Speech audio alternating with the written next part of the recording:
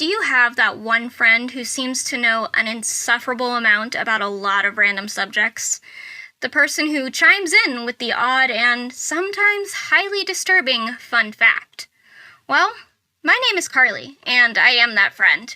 I often find myself wondering about topics that range from the history of certain holidays to what makes some wines expensive and some a little on the cheaper side. So I make use of that mini supercomputer I carry everywhere and just look it up. Lately, I have decided to share the random knowledge that I acquire with all of you lovely listeners. So welcome to I'm Already Looking It Up. Let's have a drink and learn a thing or two.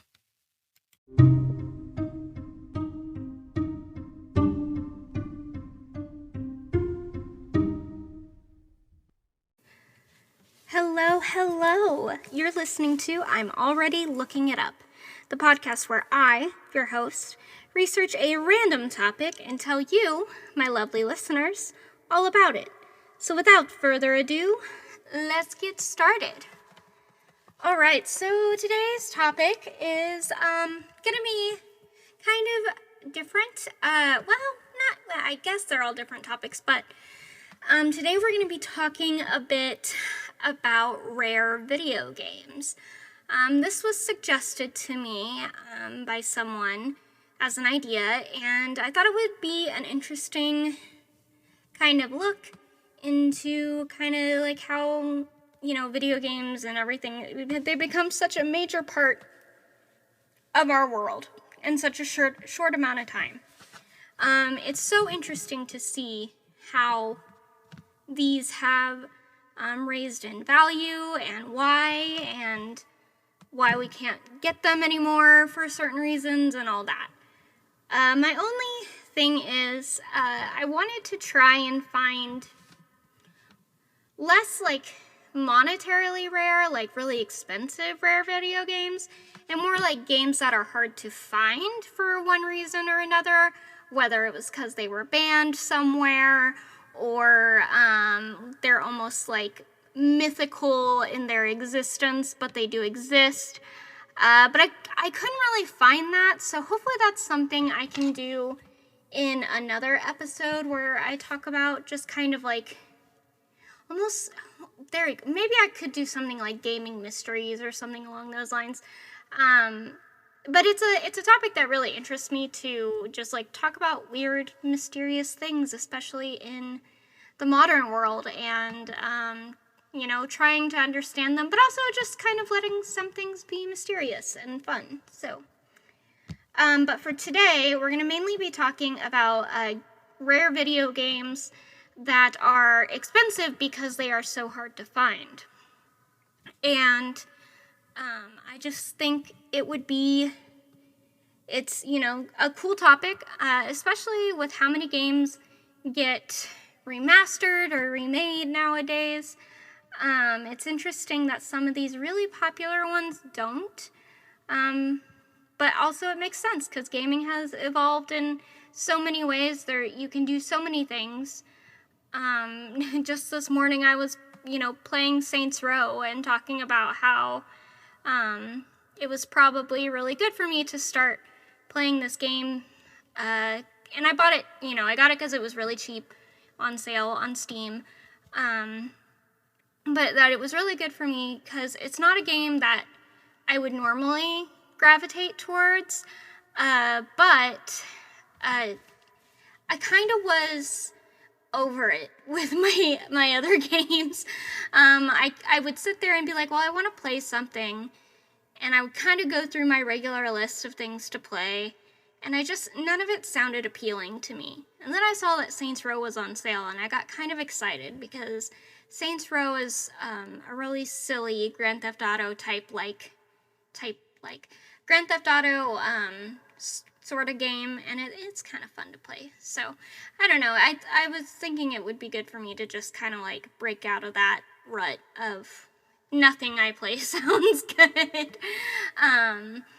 And I have so many games I haven't even started, but sometimes it's like you buy a game thinking you want to play it really badly, and then you don't want to play it really badly. So anyway, that's less about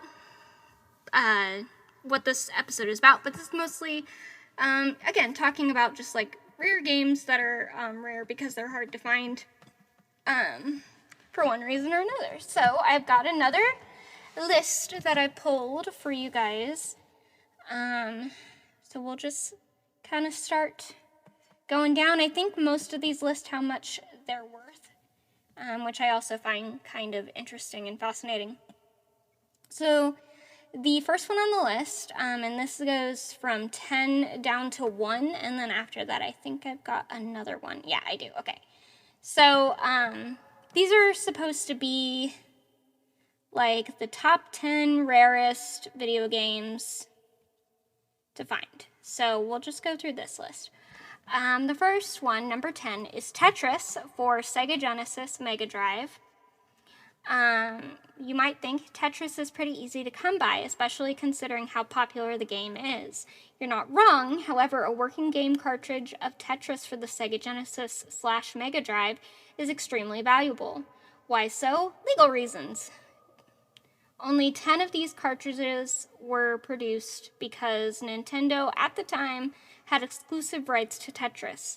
The game was never officially released, and copies were only owned by the development team who ported the game to Sega Genesis / Mega Drive. A signed copy of one of the cartridges by Alexei Pajnov, I don't know, I'm probably saying that wrong, was put up for sale in 2011 for $1 million. All right, cool. See, and that's got a backstory to it. That's interesting. I love Tetris. I've been playing Tetris since I was little. We used to have, it's not the same copy, but I do have the same game. I ended up lucking out and getting a PS2. Basically, I don't want to say basically for free, but for free. And I was able to find Tetris Worlds for PS2, and I absolutely loved Tetris Worlds because you had your little cube guy that you could customize, and they'd make little faces and stuff while you were playing, and I love that game. So I was excited to find that. Tetris is great. It's a great little puzzle game. I do play Tetris Effect sometimes. It's a good way to kind of like shut my mind off and focus on the puzzles. So there you go. Number 9, Nintendo World Championship for the Nintendo Entertainment System, or the NES. All right. These cartridges were specifically designed by Nintendo as part of a U.S. promotional and marketing tour. This specially designed cartridge featured 3 games, Super Mario, Rad Racer, and Tetris, with high scores recorded by officials. The competition itself was pretty huge, with prizes offered to players including bonds, money, trophies, and highly rare game cartridges like the ones here. Only 26 of these golden cartridges were made, meaning that they're almost worth their weight in gold. Alright, that's pretty neat. See, I feel like a lot of games don't really do stuff like this anymore. Not that, I go back and forth on physical media versus digital, because, like, yes, digital is a lot more convenient. You don't have to, like, order it or physically go to a store and buy it. You can just get the game, get it downloaded, and play it. And that's great. But it also means, like, if you ever lose your account through, the person that you own those games through, be it Xbox, Nintendo, Microsoft, or not Microsoft, PlayStation, or Steam, or any of that, you are lucked out. You lost all those games. So it is a little annoying, and, like, physical media is fine. I think it can be fun, especially when there's, like, special versions of it. Like, the only physical PS5 game I have is the new, well, it's not new now, but it was new when I got it, Horizon Zero Dawn game, Horizon Forbidden West. And I have, like, the steelbook case, and it comes with the little book, the little art book and everything. And so I think that's cool and fun to own. And it's fun to, like, if you're a person who collects games and you just want, like, the physical copy of something, that makes sense. An example with that would be, like, on PS5, one of my all-time favorite games from when I was a kid, Herc's Adventures, is available for $5, and you can play it, and that's great. I love that. But also, like, I wouldn't mind having, just a physical copy for me, just to have it. But it's a very expensive physical copy, so it's not anywhere on this list, but it's pretty expensive, more than I want to spend on a PS1 game. So anyway, number 8 is a game called Birthday Mania for the Atari 2600. What makes this game so valuable is that it was literally made to order. The idea behind Birthday Mania was pretty simple. You'd contact the company who made them by mail and give the specific details of whoever's birthday it was. A few weeks later, you'd receive a specially designed cartridge with the person's name on the cover and in the title screen of the game. Back in the 80s, this was a huge draw, but according to sources in the know, there are no working or viable copies remaining, hence its huge value. Wow, that's pretty cool. I've actually never heard of that. Not a lot of games. I mean, games are more customizable now, but back then, that must have been novel. Number 7 is King of Fighters 2000 for the Neo Geo, which is a system I've never heard of. The Neo Geo is a pretty rare console to begin with, and to our knowledge, wasn't sold widely in Ireland. Whoever wrote this must come from Ireland or something. With that in mind, it's rarer still that this would be lying up in your attic. The King of Fighters was a relatively popular fighting series that was released for various consoles. When the company behind the series, SNK, was entering bankruptcy, the English language version of the last game, King of Fighters 2000, was pushed out just in time for the Neo Geo. Official sources have it that there were only 100 copies made for the Neo Geo. That's interesting. I wonder what a Neo Geo even looks like. I need a visual of this because I wonder if there's pictures. I'm sure there are. Okay, hold on. Neo Geo console. It's one of those, looks like a ROM console, I guess. Yeah. Okay, so it's got cartridges and stuff. That's interesting. Yeah. SNK.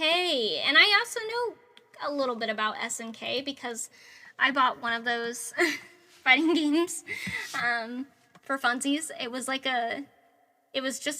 more of a joke, but SNK Heroines, where you fight as all the female characters from the entire series.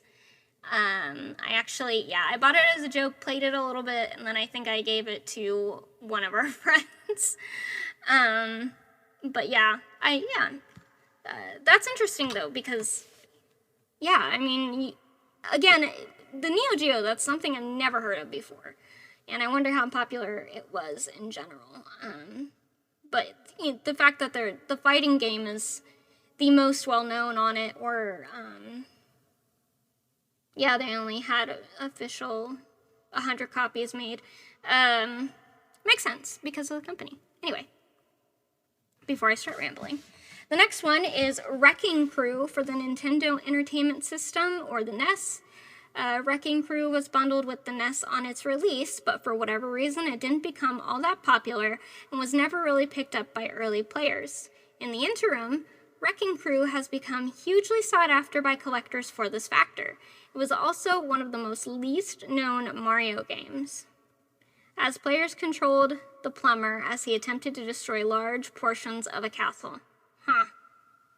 What? Oh my god, that's kind of cool. I can see how that would be interesting. That is neat. I love that. All right. Next one is Stadium Events for the NES. widely accepted as the rarest game for the NES, Stadium Events has had a pretty checkered history.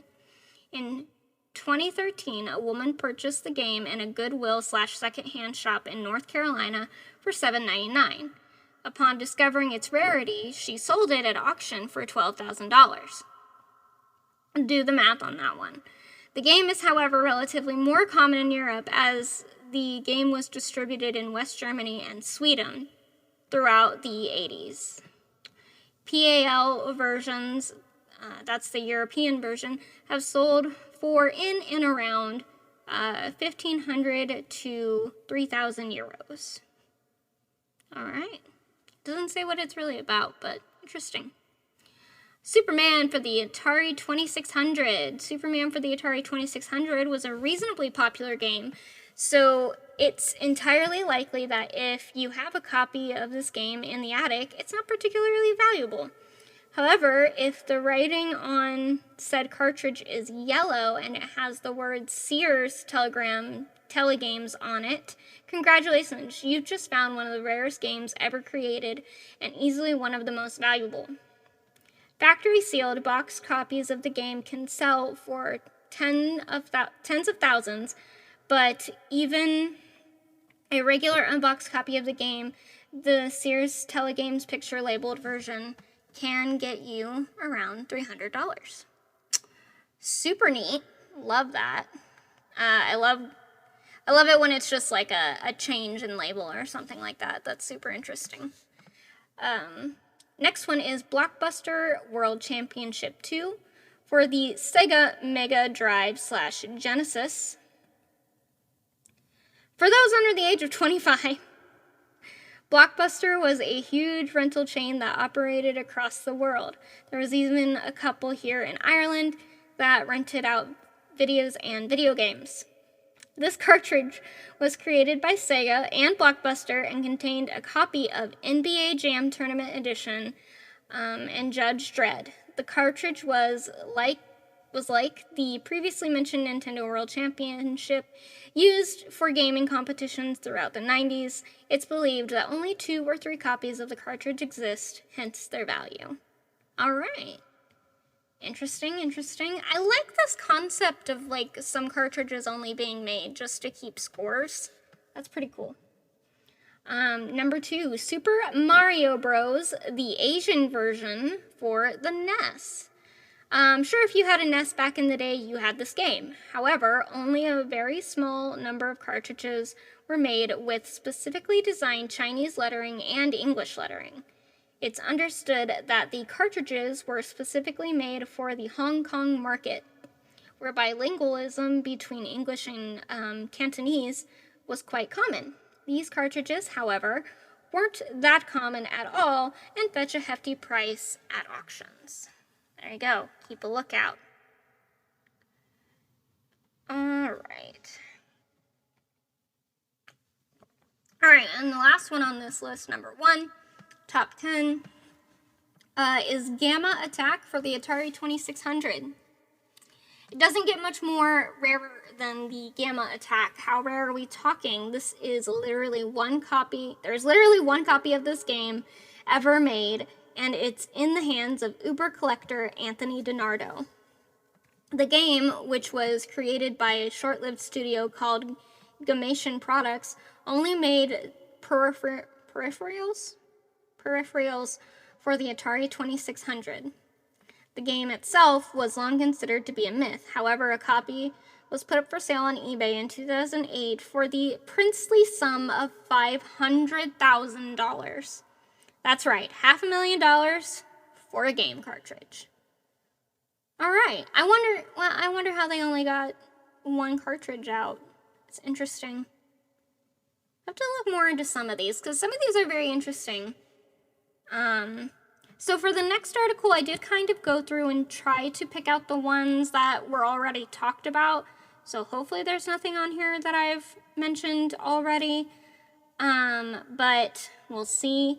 This is not like, so because I had to do that, this is not anything done in any specific order. It's just how I found it. So there you go. Excuse me. All right, the first one on this list is Nintendo Campus Challenge, with a price range between $14,000 and $20,100. Why is it so expensive? In the early 1990s, Nintendo held competitions on college campuses and at popular spring break destinations. Like the World Championships, players had 6 minutes to play for high scores in demo versions of these games. Super Mario Bros. 3, Pinbot, and Dr. Mario, which I do like Dr. Mario.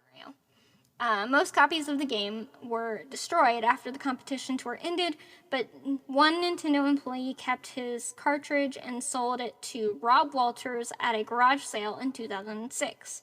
The garage sale is legendary among retro gamers, as Rob bought all kinds of NES Holy Grails for only $1,000. By the time he resold everything, he'd made 50 times that.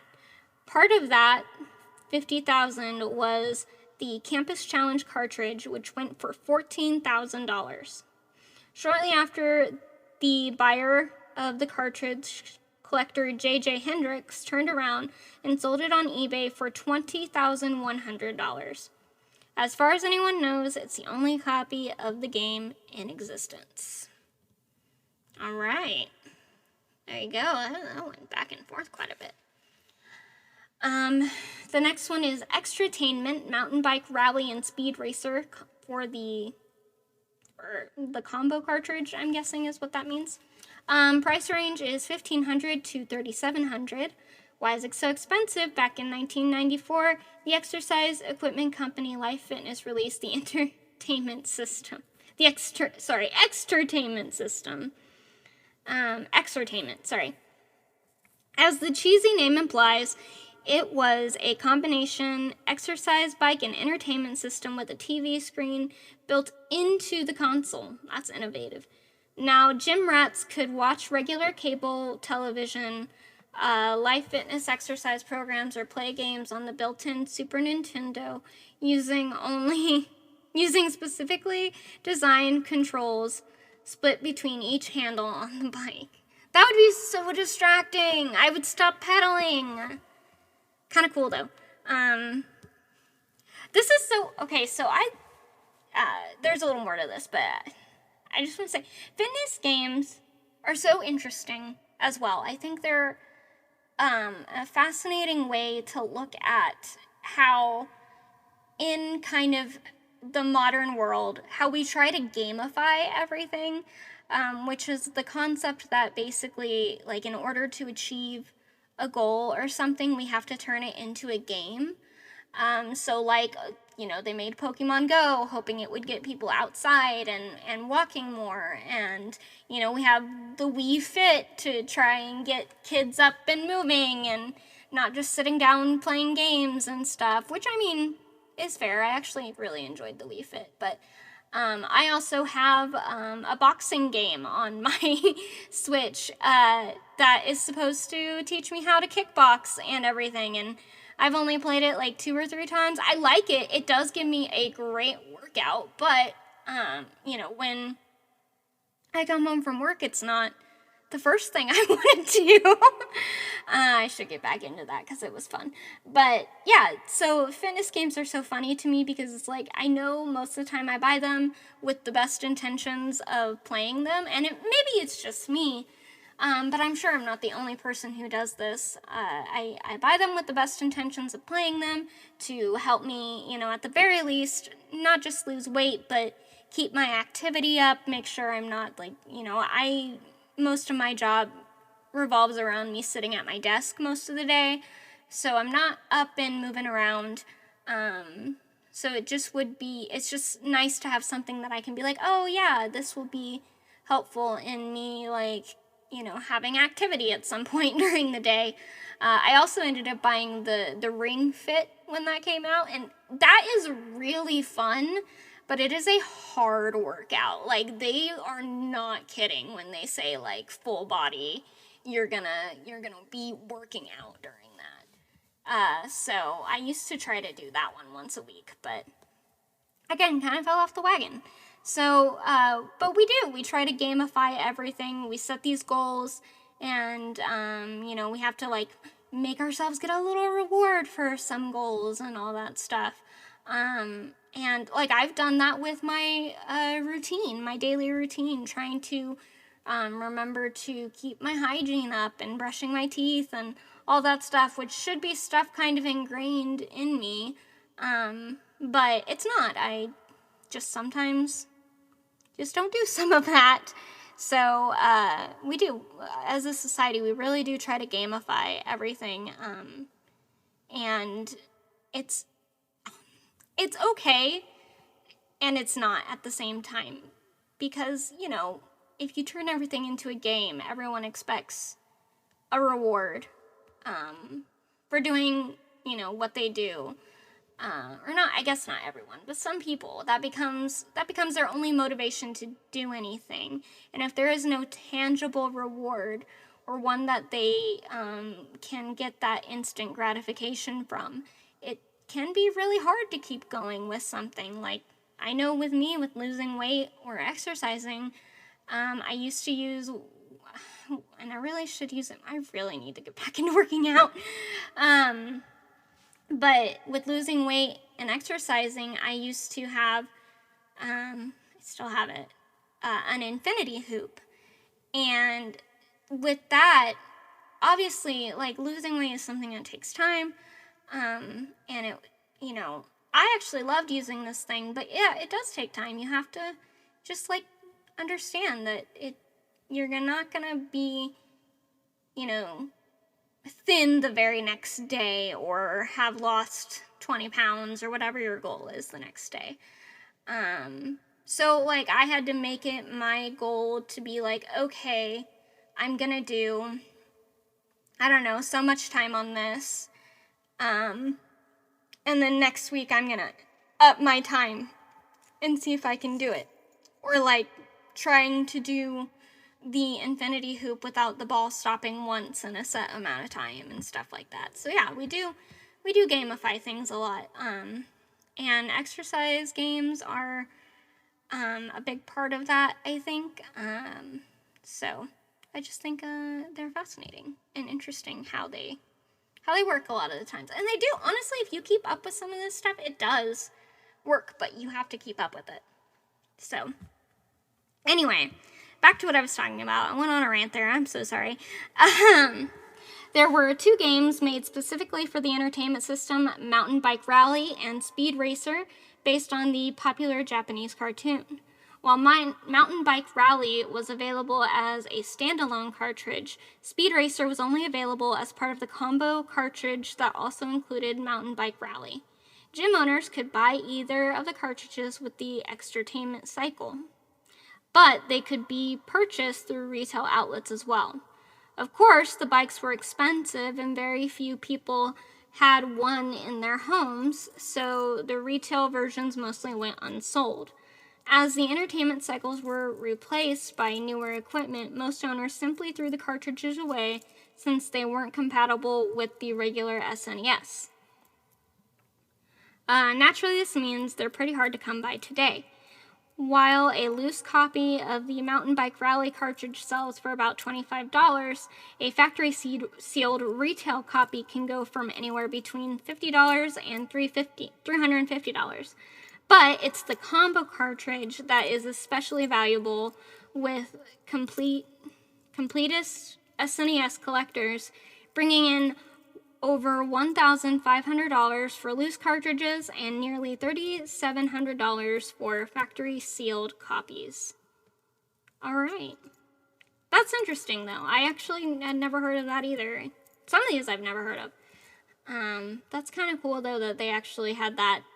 And that's another thing that I feel is it goes in and out of favor in the gaming community, but games that have these physical elements to them, and not just exercising, but also games that you have to buy extra things. Like, the best example I can think of this is Disney Infinity.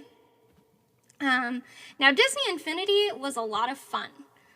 You probably wanted someone to play with most of the time, but otherwise, it was a good time. I remember one year and I was in college, I asked for weird things for Christmas. I told my mom that is what I wanted, is I wanted a Disney Infinity starter kit because I love Disney and I wanted to play the game, and you got little figures for the characters and stuff. So she bought me the one that I think had, I know it had Merida in it and Stitch. I don't remember the third one. But so, I wanted those so badly, and then I became obsessed with collecting the figures, and I didn't hardly play the game, so I think I ended up selling it all.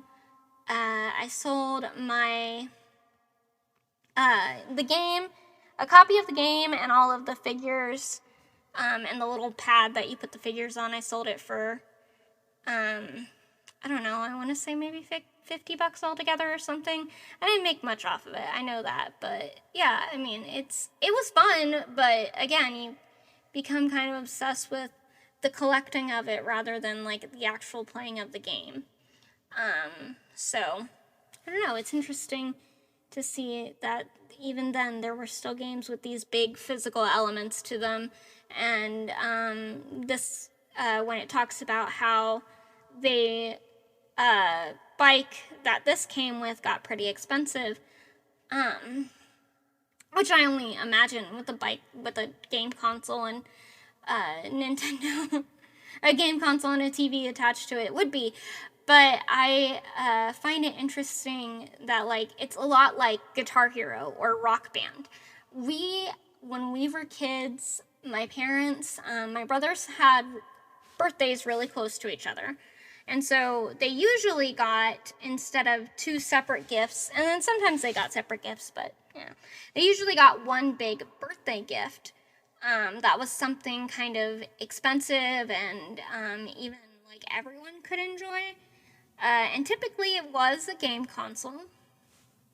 So one year my mom came home with Xbox 360 and the entire Rock Band set, with the drums, the two guitars, the microphone, all of it, so we could all play Rock Band together.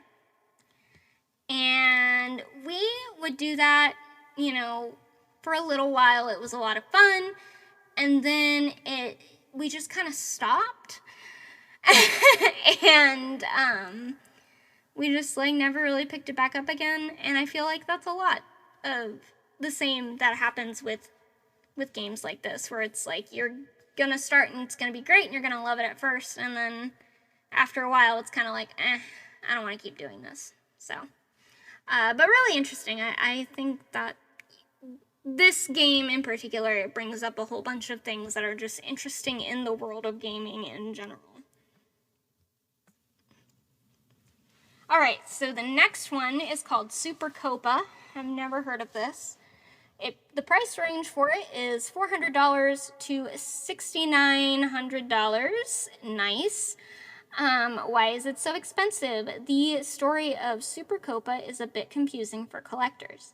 The game was a South American version of the North American soccer game, Tony Meola's Sidekick Soccer. Okay? Released in the mid-1990s, it's merely a decent soccer game for the SNES.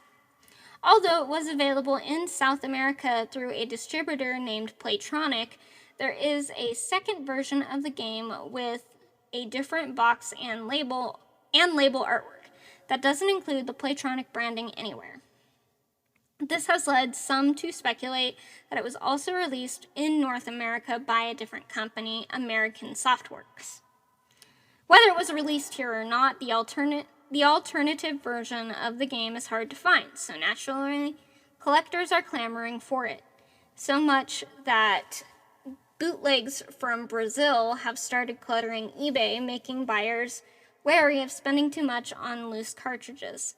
However, if the original box is part of the auction, the prices can go as high as $400.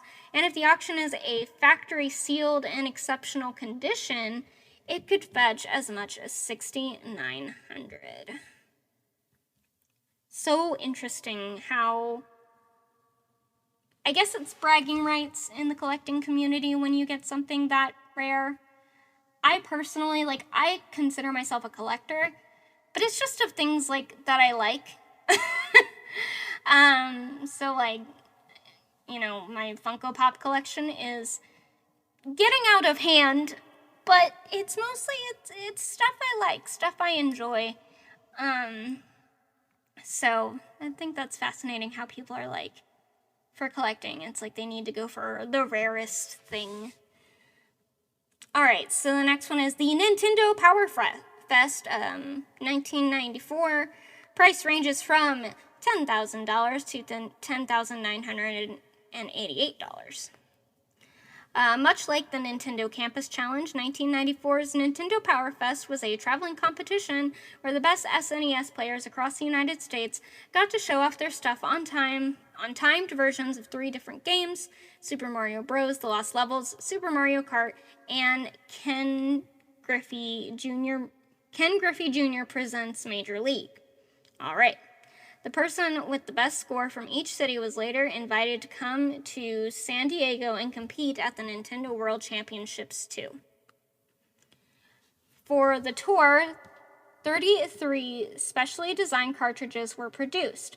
At the end of the tour, the cartridges were returned to Nintendo and reused for parts. Well, most of them anyway. One of the cartridges was found by Rob Walters at the legendary garage sale, and was thought to be the only one in existence for many years. The cartridge eventually made its way into the hands of collector Rick Bruns, who participated in Power Fest when he was a kid, making it all the way to the San Diego finals. Bruns paid $10,000 for this one-of-a-kind cartridge in 2006. Much to everyone's surprise, another copy resurfaced in 2012. However, this cartridge was actually the first version of the game. In the early days of the competition, a home run in Ken Griffey Jr.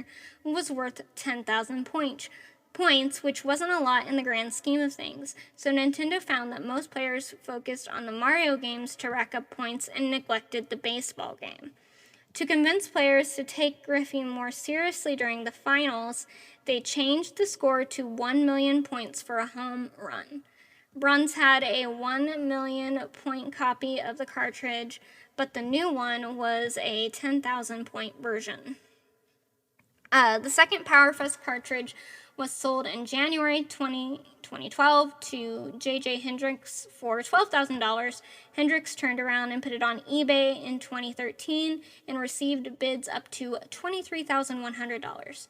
Unfortunately, the high bidder backed out, and when Hendricks tried again in 2014, he was disappointed to see that the cartridge had actually lost a little bit of value, only reaching $10,988 in the second auction. Wow. That's crazy. You can't, and the thing is, you can't even play these anymore. I would guess is that they're somehow unplayable because they keep the records of these points. But, I do suppose that in itself does give them value, is that it's record keeping in a way. So it's interesting. All right, Atari 2600, the wood-grained granddaddy of home video game systems, still has a rabid fan base. There were a lot of fly-by-night companies getting in the video game craze, which means there are a lot of rare cartridges out there for fans to collect. Alright, so the Atari is pretty expensive to get, I guess. Number 7, Air Raid. The price range, $3,000 to $33,433. For many years, Air Raid was an enigma for Atari fans. The game in the strange blue case with the unusual T-handle design had appeared around 1984, but no one who owned the game had a box or instruction manual to go with it. There were rumors that said it was the one and only game produced by a company called Menovision, or perhaps Menovision. In fact, collectors weren't even sure if Air Raid was the correct title of the game because it's not found anywhere on the cartridge. The mystery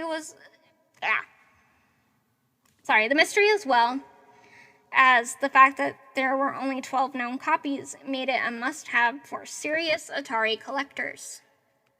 But all that changed in 2010 when Tanner Sandlin read a previous version of the article over CNN.com. He recognized that signature blue T-handle case on the cartridge and dug through a few boxes in his garage, finding the 13th known copy of Air Raid complete with box. By the time his eBay auction ended, Sandlin's copy of Air Raid sold for an incredible $31,600. Another boxed copy of Air Raid was found in 2012 by Harv Bennett, a former drugstore manager whose store sold video games back in the 1980s. Bennett was given a copy of Air Raid by a salesman and had kept it among a small treasure trove of boxed Atari games in storage ever since. Much to Bennett's surprise, when he opened the box, he found that he also had the instruction manual. The manual made Bennett's the first complete in-box copy ever found. He put the game up on GameGavel.com, where it ended up selling for $33,433. Yeah, that's another thing I've noticed. I sometimes, mostly to look at the Hercules game and see how much it costs. But I do sometimes go through eBay to look at some old games. I also try to get like some PS2 games and GameCube games off of there because I do have both consoles. It's interesting that the fact that you have the case and the instruction booklet does make it more valuable. I understand the instruction booklet for like older games because like for the NES, it's the instruction booklet that kind of tells the story. If you've ever heard them, I don't remember where I learned this, but when you talk about like games like Legend of Zelda, the very first Legend of Zelda didn't have like a story in game. It was more that you were given this sword, told it can be dangerous to go alone. Take this, given the sword, sent out on your merry way. And if you play the game without that instruction booklet, it's kind of like there's almost no story to it. But if you play it with the instruction booklet has the story of The Legend of Zelda in it. So I can understand that with a lot of older games, but with newer games, like stuff like, the one I've been looking for, Herc's Adventures, the instruction booklet is fine, but it doesn't really add much to the game. I honestly just kind of want the disc. It would be cool if I could get it in the original, like, case and all that, but it doesn't have to be. So, kind of a interesting value thing in the gaming world. Okay, the next one on this list is the Red Sea Crossing, $10,000 to $13,877. In 2007, a new user logged into the forums on AtariAge.com and asked about a game he had recently picked up at a garage for sale for 50 cents. The game was Red Sea Crossing, in which the player took on the role of Moses crossing the Red Sea, dodging fish, turtles, and the occasional arrow fired by a pixelated Egyptian. There was no box and no instruction manual, but the game label did have a company name and an 800 number that was used to identify the creator, Steve Stack. One of the forum members found Mr. Stack, who confirmed he had created the game in 1983 to sell to the niche market of Christian households. Stack said it was the only game he'd ever made, and he only had a few hundred cartridges manufactured for distribution exclusively through mail order. He couldn't remember how many had sold, but admitted that it wasn't very many. Unfortunately, he didn't know what happened to the unsold cartridges, so there was a very real chance that the one that had been purchased at the garage sale was the only one left. With the game's history confirmed, the Atari Age fans were salivating over what the new owner was going to do. Much to the surprise of everyone, the owner sat on the game for 5 years before finally auctioning it off on 2012 on GameGavel.com, where the one-of-a-kind game sold for $10,400. News of the auction made the internet rounds, and Travis Karestasi, I don't know, and Roy Lebowkowitz, the owners of Medium Bob's Curiosity Shop in Philadelphia, realized they had a copy of this very rare game sitting in their store window with a $50 price tag. Just a few days after the first Red Sea Crossing auction ended, they put their copy on eBay, where it sold for $13,877. No new copies of the game have surfaced since then, but it's entirely possible that another one is out there somewhere just waiting to be found. Check your boxes in your attic or your basement or your garage or wherever. You never know, might have it. Okay, the next one is Atlantis 2. What happened to Atlantis 1? It's under the sea. Price range for that one is $5,000 to $7,000. It's never mentioned in the same breath as Pac-Man or Donkey Kong, but Atlantis was a pretty popular game in 1982. The gameplay was similar to Missile Command, with players defending their base from overhead attack by enemy ships. The developer had a tournament called Destination Atlantis, where players were invited to send in their photos of their TV screens, displaying their high scores. The best players were then sent Atlantis 2, a special edition of the game that featured faster enemy ships worth fewer points, making it harder to get a high score, but easier to determine the true champions. Because this version was not mass-produced, it's pretty rare today. If you find a copy of the original Atlantis at a garage sale, it might be a good idea to pick it up anyway. The competition cart has the exact same colorful label as the regular Atlantis, but had a small white sticker slapped on the front that read Atlantis 2. The label was easily peeled off, so a quick Google search will show you how to determine if you bought a $3 Atari game or a $7,000 one. There you go.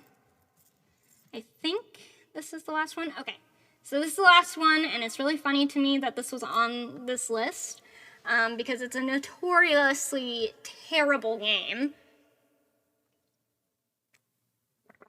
So it's interesting to see it here, because why would you want to own this?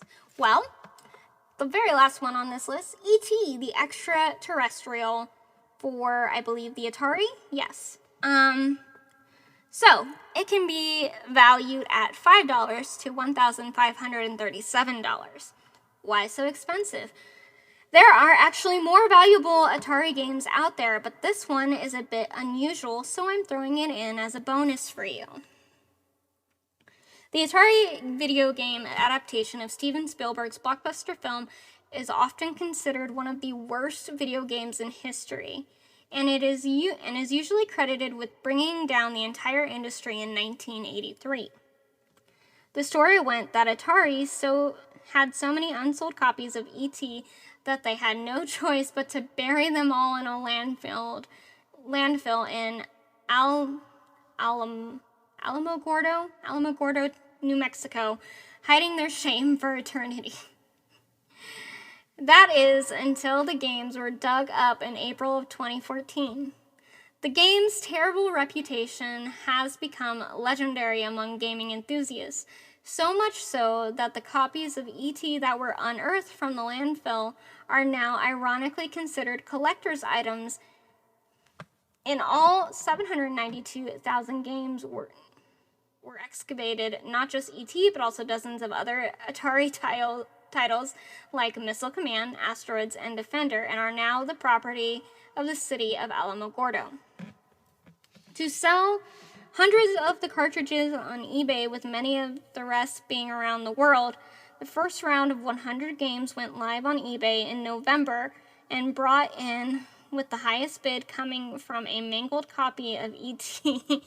that had been buried in the garbage dump for 30 years. The ends soon. So now's your chance. Oh, they're still doing it, or at least they were. So now's your chance to grab this dirty but fascinating piece of video game history. If you want to buy a non-landfill ET for some reason, it can be had on eBay for about $5. So there you go. That's funny. And that's what I like. I find this very interesting for just the purposes of, like, this is a story. This is a real story. And a lot of these second ones have been real stories behind them of just, like, you know, here's a rare game that everyone's looking for, and here's why. And it's not just that it's necessarily rare or that it's unknown or any of that, which some of these, I mean, a lot of these are, but it's more just that, like, here's a story, and this story goes with this collector's item, which is so cool. Would I spend the money to buy most of these? No. I love collecting. I got my Funko Pops. I have my fan art. I have my, I like stickers. I like all that stuff. And maybe they don't serve a huge purpose, but they're things I can decorate my space with, at the very least. They make me happy to look at. So there's that. But, there are also collections that do have something to them. Like, I also collect mugs. I just collect a lot of things. So yeah, I think these are interesting just because I would never, not in a million years, I think, pay for that much for an old game, $1,500, just because of the story. Now, is it a good story? It's fascinating. I love that they buried it in a landfill, and I love that part was true. I almost wondered if that was true or not, and that's fascinating, but I'd never pay that much for it. Still cool. I would love to see one in, like, a video game museum someday. I wonder if there are any video game museums. I would really love to see some video game museums start popping up, just because I think a lot of people think video games are so modern that they can't be considered a part of history yet. But there's been so much innovation when it comes to games. I mean, in a lot of our modern world, there's been so much innovation, and what people come up with for gaming is so fascinating, because you feel like it started off as being, Pong and all that, and Galaxa and Space Invaders and all that, and then it evolves to Mario, and now we have such a wide variety of video games. And I guarantee you, most, if not everyone in the world, maybe not in the world, but at least everyone in the United States has played a video game at some point, whether it was on their phone or on the TV or, whichever, on a handheld. It's just such an interesting topic. And I don't like it that people seem to think that it can't be a part of history because it's too modern. But there's so much history packed up into video games and how they've been developed and improved and changed over time. And I think that in itself is fascinating. But, so I think that is where we'll leave it for today. I actually didn't think I was going to talk this long on that one. Thank you for taking the time to listen. If you enjoyed the show, please like, subscribe, and share. It really helps me out. I have a few places you can go and do that, and help me out by following some of my accounts, by sharing the show. You can, if you want, go to patreon.com and follow my page there under Wild Forest Productions. The Wild is spelled WYLDE Forest Productions. And if you feel like throwing $1 a month my way, I would appreciate it. Don't have to. I do have a full-time job. This is only a hobby. So it literally costs me almost nothing to do this podcast. But, if I could make it a full-time job, I would.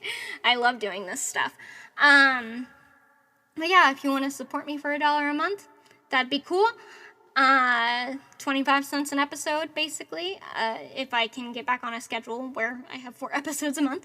And let's see. You can go to my Twitter, which is under Empress Wild. The Wild is spelled the same way, WYLDE, so Empress WYLDE. And then I also have, oh my god, so much.